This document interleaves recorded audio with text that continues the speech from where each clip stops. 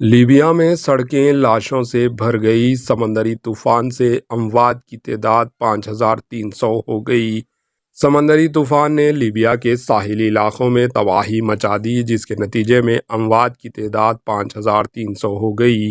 Media reports کے مطابق بڑی تعداد میں اموات ہونے کے ساتھ سیلابی ریلیوں میں 10,000 افراد لاپتہ ہو گئے۔ لیبیا کے حاکم کا کہنا ہے کہ دارنا شہر کے متعدد کالونیاں صفحہ ہستی سے مٹ گئی۔ دارنا اور قریبی علاقے میں زیادہ تباہی ڈیم ٹوٹنے سے ہوئی۔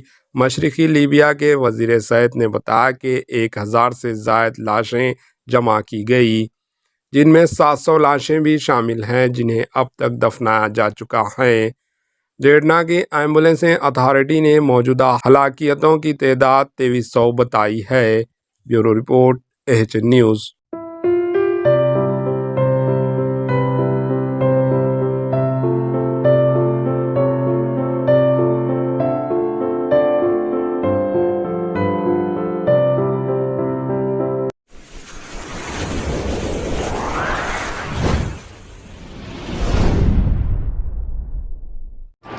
AHN نیوز کو لائک کریں، شیئر کریں اور سبسکرائب کرنا نہ بھولیں۔